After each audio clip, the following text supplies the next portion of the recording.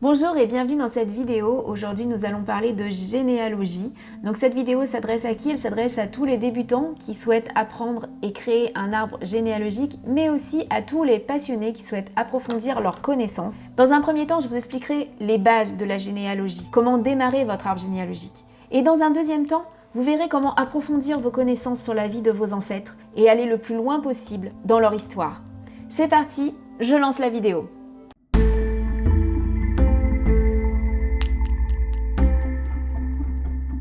La première chose à faire quand on démarre la généalogie, c'est de ne pas s'éparpiller et de s'organiser. Donc ne commencez pas votre généalogie avec des feuilles de papier et des post-it de partout, vous n'allez pas y arriver. Soyez conscient qu'au fur et à mesure de vos recherches, vous risquez d'être submergé par un flot d'informations et de noms de famille. En remontant jusqu'à 10 générations, vous pourrez compter plus de 1000 ancêtres. Il n'est pas rare d'atteindre 10 000 noms au fur et à mesure de vos investigations. C'est pourquoi il est important de vous organiser dès le départ. Pour cela, utilisez un document Excel ou alors allez directement sur les sites de généalogie. Vous verrez qu'il en existe de nombreux. Généanet, MyHeritage, Philae et il en existe encore beaucoup d'autres. Je ne vais pas tous les citer. Personnellement, j'ai fait mon arbre sur Généanet. Je trouve ce site très complet et il propose de nombreux services très utiles. Mais cela reste un choix personnel. La première étape. La toute première étape quand on démarre sa généalogie, c'est de mener sa petite enquête sur sa famille proche. Interrogez vos parents, vos grands-parents, vos oncles et vos tantes. Essayez de glaner un maximum d'informations. Récupérez les dates de naissance, les lieux de naissance, les noms de famille. Toutes les informations que vous pourrez récupérer seront essentielles pour votre arbre généalogique.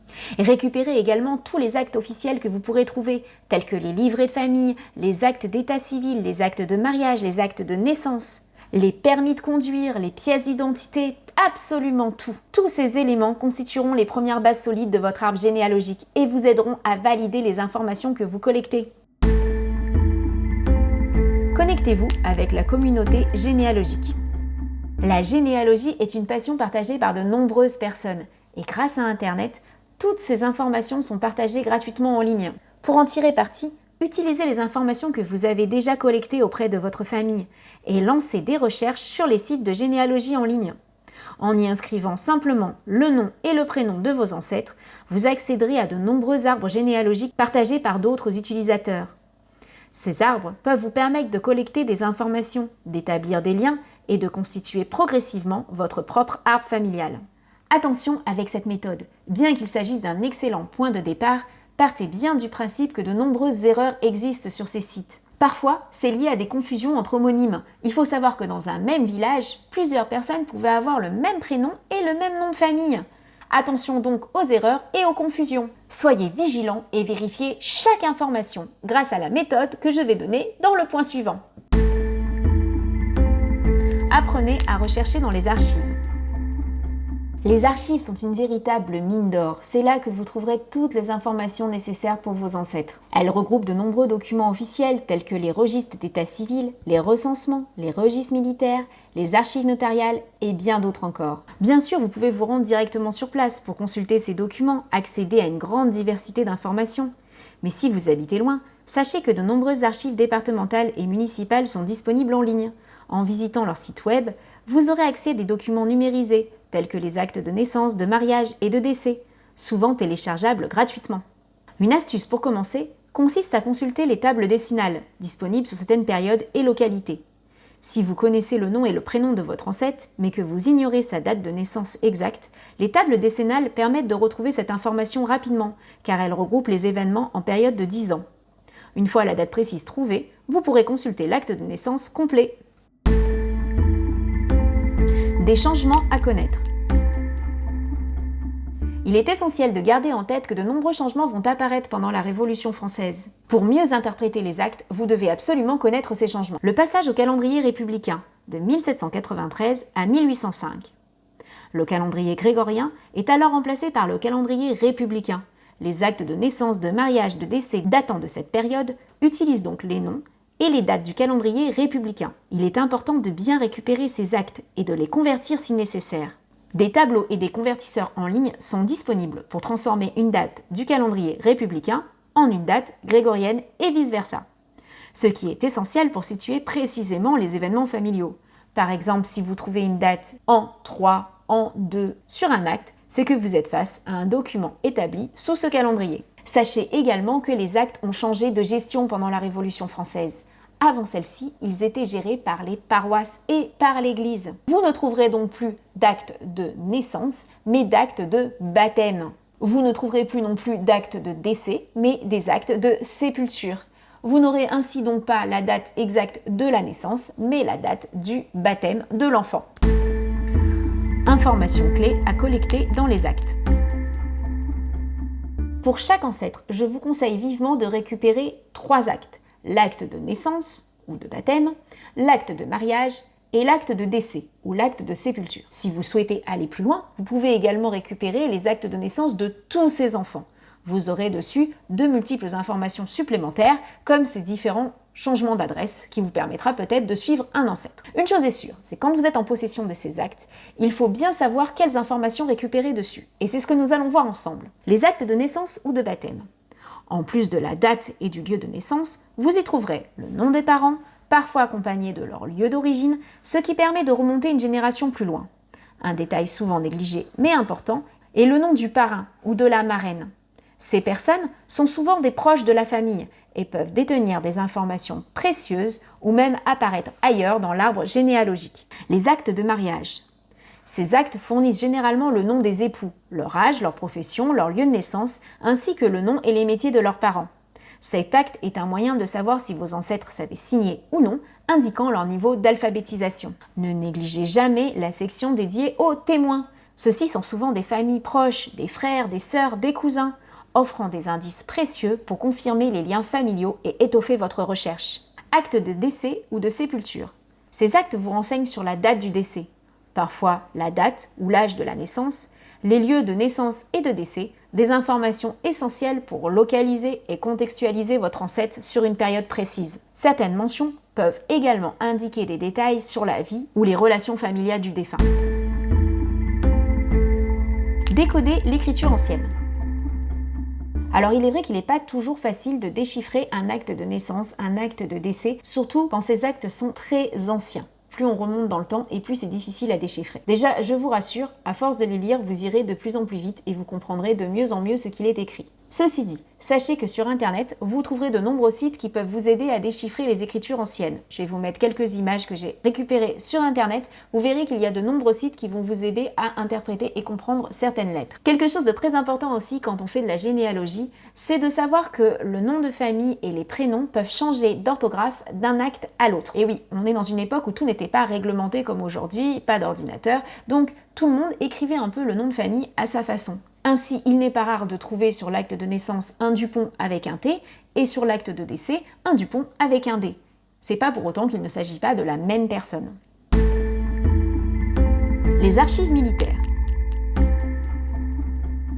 Une source d'information très importante et très facilement accessible si vous souhaitez en savoir plus sur votre ancêtre, c'est de récupérer sa fiche militaire. Si un de vos ancêtres est né entre 1875 et 1899, il est fort probable qu'il ait participé à la Première Guerre mondiale. Si vous souhaitez connaître son parcours, rien de plus simple. Il suffit d'aller sur les archives départementales correspondantes à son lieu de naissance. Pour rechercher sa classe, plusieurs possibilités. La première, il suffit de compter 20 ans à son année de naissance. Commencez par consulter les tables alphabétiques des registres, ce qui vous donnera le numéro de particule de votre ancêtre. Les recherches ensuite seront beaucoup plus faciles. Cette méthode était encore valable il y a peu de temps. Aujourd'hui, sur la plupart des sites des archives départementales, la démarche est encore plus simple. Il suffit juste de rentrer le nom et le prénom de votre ancêtre. Le site vous proposera alors une multitude de fiches militaires correspondantes. À vous de retrouver la bonne. Ces fiches sont de véritables mines d'or. Vous y trouverez le parcours militaire de votre ancêtre, incluant les batailles auxquelles il a participé, ses différentes affectations, les éventuels états de service, des détails sur son état de santé, ses éventuelles blessures ou maladies, des informations physiques précises, telles que sa taille, sa couleur de cheveux, ses yeux et même des signes distinctifs. Vous aurez ainsi accès à ses adresses successives, son métier, permettant de suivre son évolution professionnelle et géographique au fil des ans. Et enfin, vous saurez si votre ancêtre a été décoré d'une belle médaille ou pas. En plus de ces archives militaires, certaines archives mettent également à disposition des cartes de combattants de votre ancêtre. un document précieux qui peut inclure une photographie. Vous pourriez avoir la chance de voir le visage de votre arrière-grand-père ou d'un autre ancêtre lointain. Enfin, pour compléter ces informations, n'hésitez pas à consulter le site Mémoire des Hommes, géré par le ministère des Armées. Ce site permet de remonter encore plus loin dans le passé, en particulier pour les soldats ayant participé aux grandes guerres ou à des conflits plus anciens. Vous pourriez y trouver des documents supplémentaires, comme la mention de décès au combat, des citations ou des informations sur d'autres membres de votre famille ayant servi.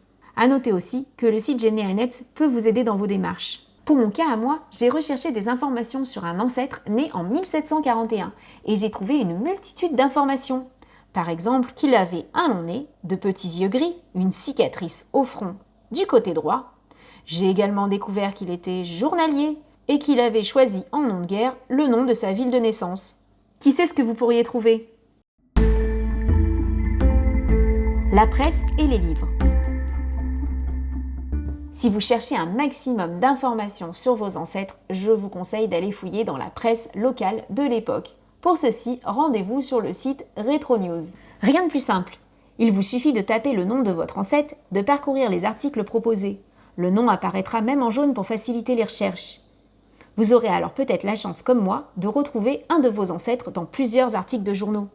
Pour ma part, j'ai découvert que mon ancêtre était un ancien voleur. Après avoir volé plusieurs sacs de blé, il a même volé une vache. Malheureusement, il s'est fait pincer et est parti en prison. À sa sortie de prison, il a voulu fêter ça en allant boire un petit coup et s'est retrouvé ivre sur le bord de la route. Une voiture l'a alors fauché. Heureusement qu'il n'est pas décédé, sinon je ne serais plus là pour vous en parler. Un autre site extraordinaire pour la recherche historique est Gallica. On y trouve une multitude de manuscrits anciens et de livres rares. Je vais encore vous parler d'une de mes petites enquêtes personnelles. J'ai trouvé sur un acte de sépulture qu'un de mes ancêtres s'était fait assassiner d'une balle dans la tête. J'ai donc bien évidemment voulu en savoir plus. Après plusieurs recherches, j'ai fini par découvrir que mon ancêtre était procureur de la ville de Bubry. Je suis alors allée sur les archives Gallica et j'ai trouvé un livre intitulé « Les prêtres de Bubry pendant la Révolution ». À savoir que si, comme moi, vous avez du mal à lire un livre entier sur Internet, vous pouvez vous le faire imprimer. Voilà, le site propose d'imprimer des livres.